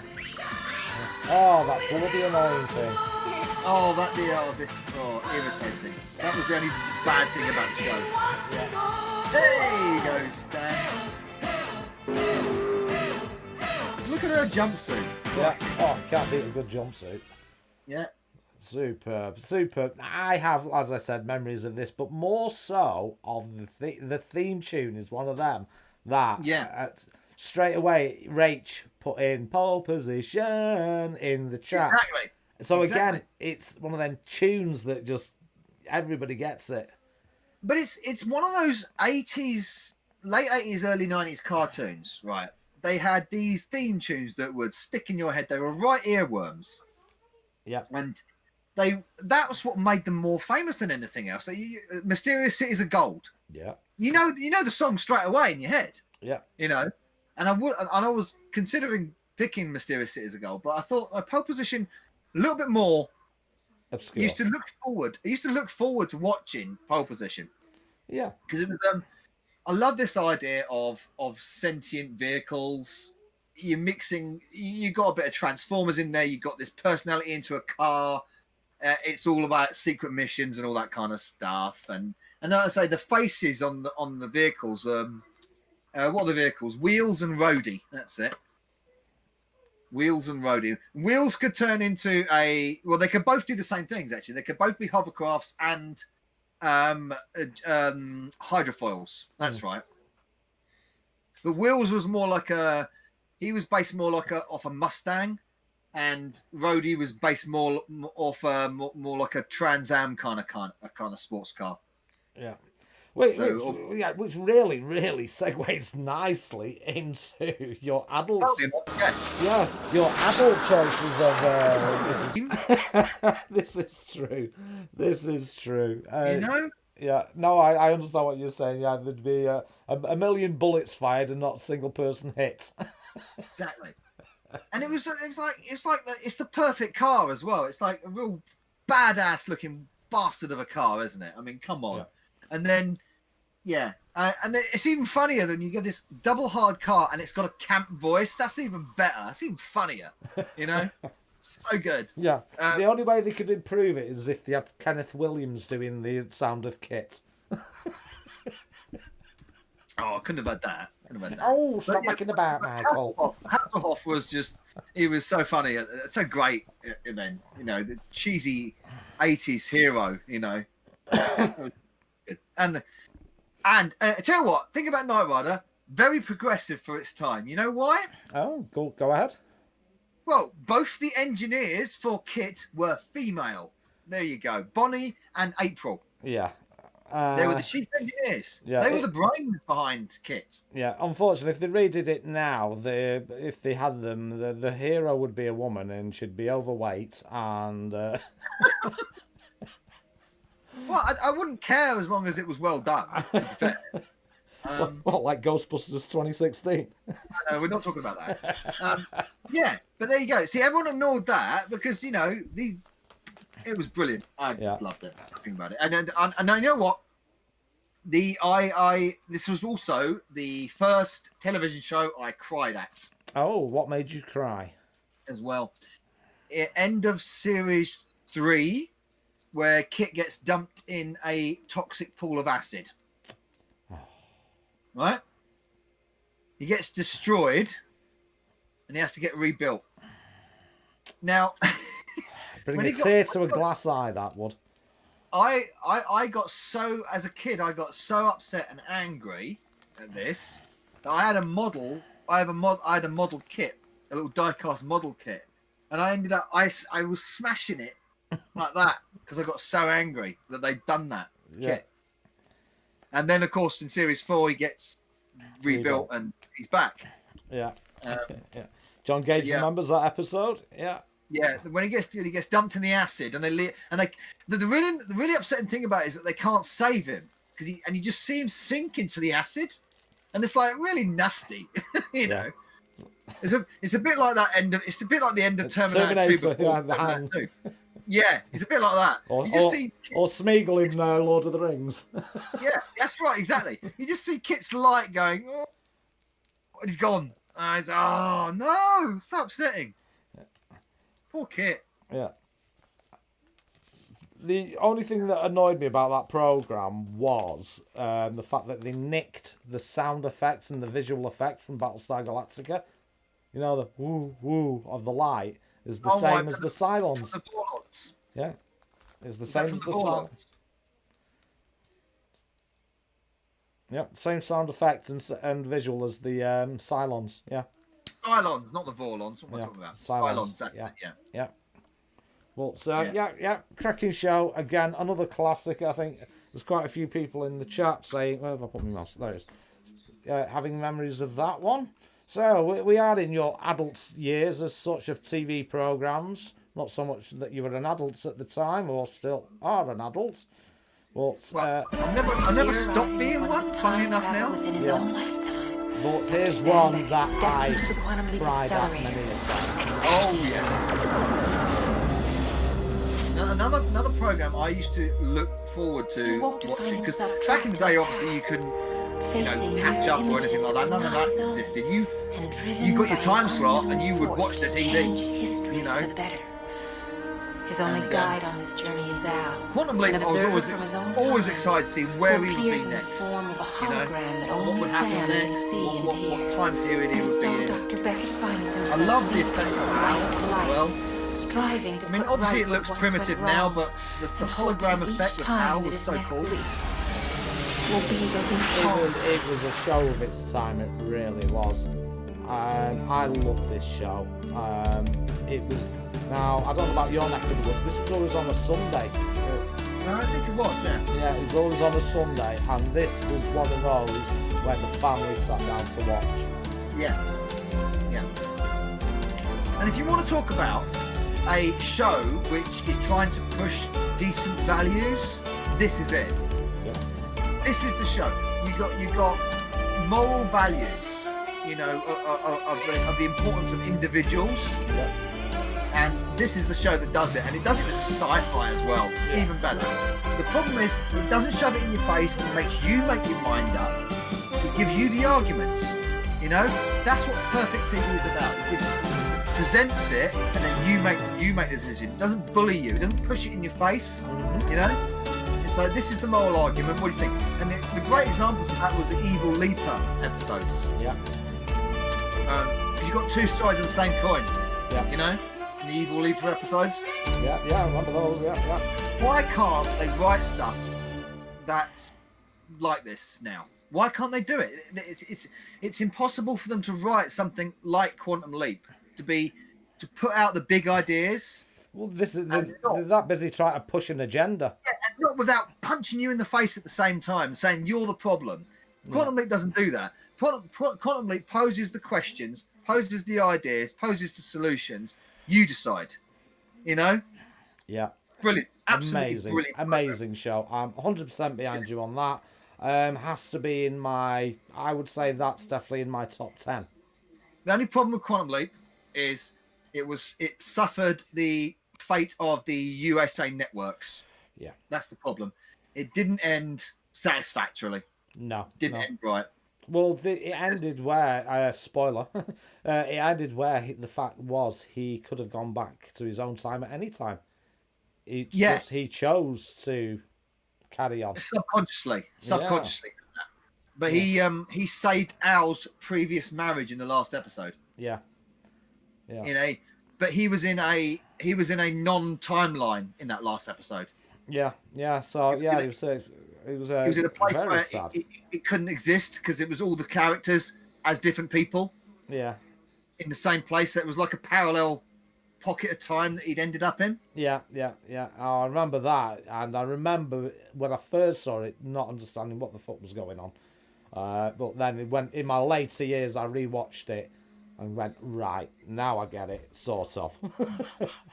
Yeah. Yeah. But there's no reason why he couldn't have returned No. at some point. No. Definitely not. Definitely So not. that was the only thing. It was an unsatisfactory conclusion to an otherwise absolutely superb show. Yeah. And speaking of which, the best show ever. yeah, this is actually an extended intro I found. This is from the extended edition. You got the full zoom out of the new craft as well. Yeah. I think everybody expected this to turn up on your streams tonight. Yeah. Red Dwarf is just brilliant, everybody. It's one of those. This and Blackadder were my shows. They really were at the time. I would never miss an episode. So late 80s, big into sci-fi, big into comedy. Yeah. I was a big Young Ones fan, Oh god, yeah. but I also like Star Trek and Star Wars, you know. And then along comes Red Dwarf, which takes the spaceships and the space and robots and stuff like that, and then makes it funny. Just genius. I love Red Dwarf the moment I saw it, and the early episodes weren't that great. Yeah. I've grown to love them more now. Yeah. Especially when you start watching it from series 3 onwards, it's just fucking hilarity. Oh yeah. Amazing writing. Amazing. What's more impressive about Red Dwarf is it's still going now. Yeah. You know, and it's still good. It hasn't dropped off. Not for me. Yeah, no, I think it's fantastic. I love, again, I mean, everybody, the chat's lighting up again now, obviously. Yeah. Yeah. I remember watching this with my dad on his knee before he left. Oh, right. Sorry about that. No, that's true. You've got high concepts here as well, right? Yeah. High concepts that other shows nicked. Which they won't admit to, because how are they going to admit to, we nicked this from a BBC sitcom, which the BBC really didn't want to make anyway? Yeah. You know?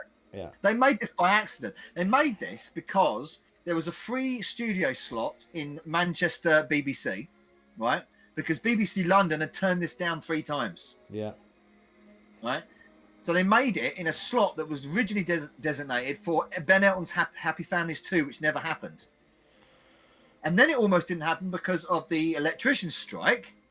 And then it still got made. And they made series 1 and 2 back to back, almost at the same time. That's the reason why they follow on from each other so quickly. Yeah.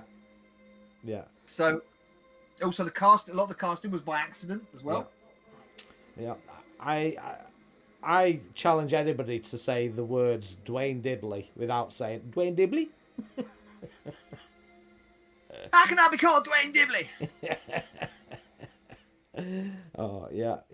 A no-style gimbal with teeth the druids could use as a place of worship. No, it's just brilliant writing. It's so well casted. Yeah. A lot of these programs, a lot of sitcoms, they have good ideas behind them, but they're not well casted. Red Dwarf is so well casted. Oh, it is.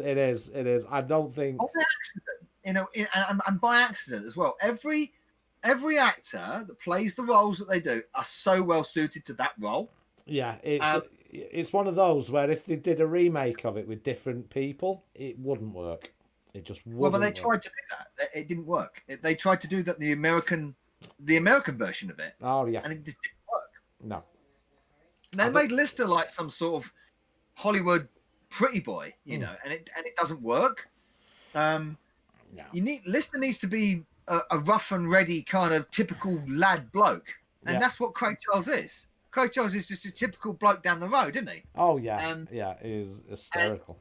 It's just so brilliantly casted and so well written. Even to this day, I mean, it almost dropped off at one point with the Back to Earth. Because I wonder, where the hell's this going? It's broken the fourth wall. It's kind of parodying itself. Yeah. And then it reverted back.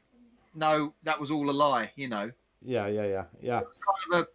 It was a retread of the series 5, episode 1 episode Back to Reality. Episode 6. Sorry. Yeah.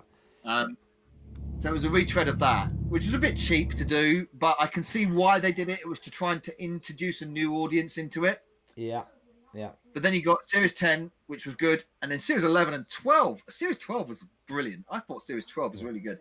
And then you got The Promised Land, the movie. Yeah, I don't think there's been a bad series, to be honest, if you look at them in context, really. No, not really. At all. No, they're all still packed with jokes. Yeah. There's all great high concepts there. Yeah. You get like the high concepts of time travel, high concepts of a government society, of loads of stuff they poke fun at. And that's another thing I love about Red Dwarf is they poke fun at everything. Yeah. I want a comedy that does that. Pokes fun at not one side or one tiny portion of society, but everything. Everything, yeah, definitely. That's the great thing what Red Dwarf does. Well, that goes along with my theology of life, that everything was placed on this planet for my amusement. So, totally agree. Right, must move on or else we'll be here all day on Red Dwarf. Can I say one more thing about Red Dwarf? Sorry. Every character, none of them is depicted as a saint or a sinner. None of them. They've all got flaws and they're all poked fun at in different ways. And that's another key thing, is that it's very important to take away from the fact that Red Dwarf doesn't depict anyone as brilliant and anyone as very bad. Yeah. So the only disappointment I ever had with Red Dwarf was when they changed Holly. I didn't mind that. I did, because somebody mentioned it in the chat. I mean, that one episode where he plays the practical joke on him, Jape of the Century. Oh, Queeg. With Queeg. Oh, my God, yeah. Episode 4, Series 2. Yeah, fantastic. No, it's... Brilliant. He was the best Holly. I'm sorry, he was. For me. I thought Hattie Hayridge did a great Holly, to be honest, as well.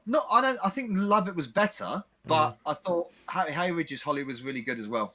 Especially in White Hole.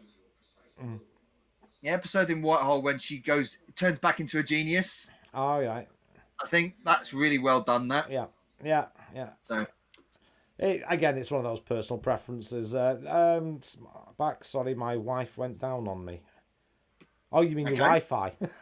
Wi-Fi. Oh, right. Okay. Well, you know, whatever fits while watching the stream. Fantastic stuff. Wi-Fi. Now, your movie choices, sir. Now, this was a little surprise for me, because I do remember this. And it should be appearing on your screen very shortly. Oh, there it is. Yeah, Animal In all Olympics. creatures, great and small, there resides the spirit of athletic competition. Yeah, I think Liesner Studios did this. From the heights of Mount Animal Olympus, the plane begins its journey through the four corners of the animal kingdom, bringing with it this was a joy, precursor to a lot of the thrill American of betrayal, the agony of defeat. animations, like Simpsons, Ren and Stimpy, all that kind of stuff. A lot of the voice artists that worked on stuff like that are in Animal Olympics. I think Dan Castanella is in this. Harry Shearer. Farther, faster, furrier, the motto of the competing continents. Voicing different characters in this. But it's just, again, it's just the ridiculous comedy of it all. Yeah. It's really well animated as well. Yeah. I love the idea of having all these animals like in a mutual truce to beat a sport. That's so funny. Yeah. The 5 rings of the paw print. I think they wouldn't get away with some of the jokes in this nowadays. Oh God, presented by ZOO. Especially the depiction of Bruce Quackenmoto. They would go nuts over that. Yeah. They'd. Yeah, not only that, the Petter would have a field day. Kit Mambo as well. They wouldn't like that. Yeah. So even though Kit Mambo is portrayed in this as being brilliant. Yeah. Oh no, this is it. It was This like a depiction. yeah. But yeah, I loved it. In typical New Yorker, the crocodile's a New Yorker. Yeah. Yeah, no, I love it. And it's nice to have stereotypes as well. I love the commentators. The commentators in this are brilliant. Yeah. You got the guy, the turkey. He's a sarcastic commentator, the turkey. And then you got the bulldog. I think he's a bulldog. King Hacksaw, his name is, but he walks at one point. He walks up to the camera and he goes, 46 seconds, not bad for a fatso. Wouldn't get away with that now, would you? I love that. He's creasing up. It's so funny. Oh, superb. And of course, another animation for your second movie, which again surprised me. Was this one that... Did this bring a bit soft for you, sir? You come over all... I don't know. I grew up on Watch It Down. It was one of the first animations I saw. Full of exciting adventure and desperate conflict. It's good because it's a film that it's very desensitizing. Because even though it's an animation, it's very real. You know, rabbits probably do go for a shit time half the time. Come on, try your crack brake, driver. It's extremely violent as well. Extremely violent. For an animation of that time, late 70s, really violent. Terrible thing is coming. And I think this caused a lot of controversy, I think, at the time as well. It's covered with blood. But I read the book which bears a very after seeing the film, because I was amazed by the film. Absolutely amazed by the film. Haunting. You're all under arrest. In certain things, and you really feel attached to the rabbits and everything in their quest. It's really the best-selling novel. It helps you sort of appreciate nature more. When you watch this as a kid, you're ever likely to see. It's got the two main themes running through Watch It Down are the appreciation of the natural world, but also tyrannical uprisings. Because that's what Efrafa are. Efrafa are fascists, essentially. That's what their depiction is. But it's the response to that, and it's like that's the hope.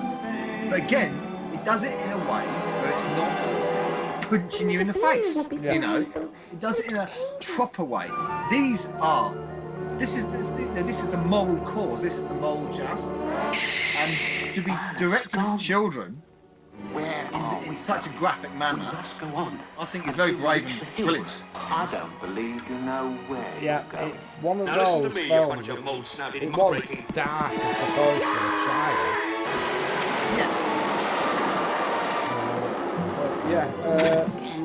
I remember the song more than the program.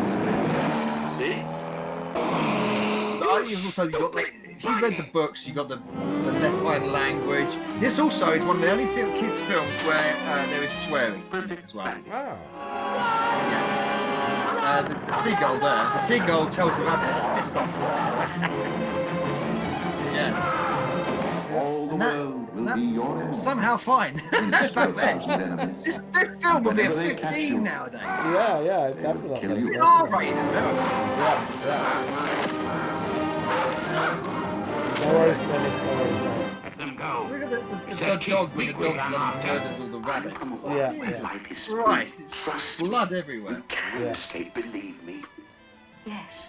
Yeah, it's certainly not a Nintendo film, is it? And you'll never look at a meadow again. But I don't know. I watched. I Watership love this film. Down. I actually love this film. When I was a kid, I was scared by it. Yeah, it is one of those that it's it does have scary moments that, but it's also reality to a degree, isn't it?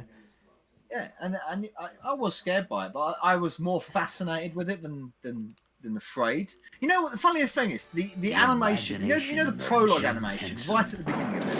Yeah. Before the real animation kicks in, it's like a simplified animation. Yeah. And that bit, it's kind of sort of like Well, that was really scary because this thing's killing things. It's random. Sorry, you moved on to the labyrinth. Yeah, now. yeah, no, it's okay. I just thought I'd move on. I'm aware of the time, that's all. Sorry. The wizardry of George I could talk to you all Lucas. night about these things, mate. I really could. Nothing to be afraid of. It's just that I've got to go to work as well. Oh, sorry. But of course, we've got this one again, and now this was picked, I think, last week as well. It is one of these. It is one of those films that, even now, amazing, amazing.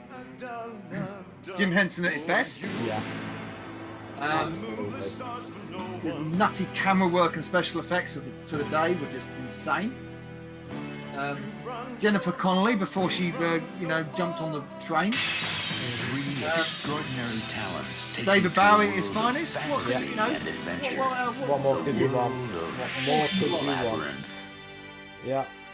This was the film that made Jennifer Connelly famous. Coming June 27th.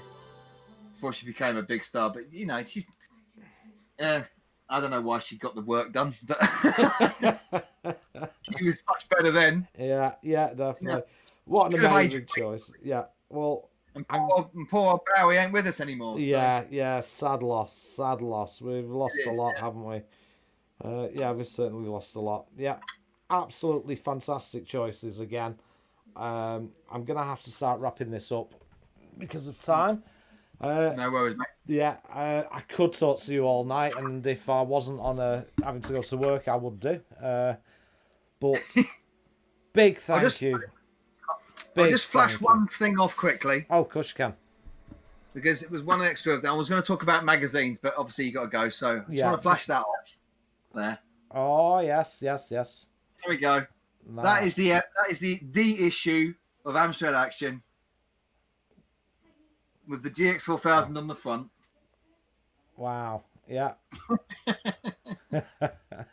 Amazing. There we go. Yeah. Fantastic. Right, I'm going to have to wrap it up, guys. I do apologise. Big thank you to Chris for taking part. And it's so nice to see the joy on your face on some of these. It's been fantastic. You really become animated on these subjects. You're welcome, mate. Yeah, and it's a pleasure. I love talking nostalgia. Oh, I do. I love it. And I love seeing people having good memories of things. Now then, folks, I'm sorry I have to wrap it up. As I said, I have to go to work. But big thank you to everybody in the chat. Big thank you to the dono that I received earlier on when the stream first started. Sorry it didn't come up. Again, for some reason, my chat isn't appearing on my screen or my dono links and things. So I don't know what's going on with that. I'll have to look into it. But big thank you. Next week I do have a guest. I am on next week, guys. I shall have a young lady with me next week, and I won't spoil it. But you know who you are, and get that list sent to Andrea for me, please. I would appreciate it. And big thanks to Andrea. She is the one in the background that helps me out, especially during these busy times for me. And it's been an amazing show. I loved Nova's, Chris's enthusiasm for the subject matter. And please, guys, it's not that daunting. I do all the work behind the scenes with Andrea. So please send your lists in and I will have you on as a guest. I challenge all my bug army to go on your show. Oh, thank you, Chris. Thank you. And what's up next up for you, Chris, on your channel? I am working on the top 11 games of 2020. That'll be difficult. For the Amstrad. Wow, that's one to look forward to. I have... Oh, there's Gadget UK. Hiya, buddy. Sorry, just closing down, matey. But, yeah, no worries, Gadget. And he has agreed sometime in February to come on. Gadget UK, so I've just announced it to the world, mate. So you have to do it. Chris will be a great guest for you, mate. Oh, he is. He's a star. He's an absolute star. He is a top man indeed. Right, Okay, so I'll leave it there, folks. Again, big thank you to everybody for tuning in. I will leave the final words to Chris to say goodbye. What am I going to say? Goodbye. Okay. Yeah. Okay. Sorry. I'll go and get back into my mode. Sorry. Yeah. Goodbye. Thank you for tuning in to Yellowbelly's Retro Collections with this twat here. Not him. Me. Goodbye. Thank you, Chris. And with that, I shall say, as always, Yellowbelly out. That's my line.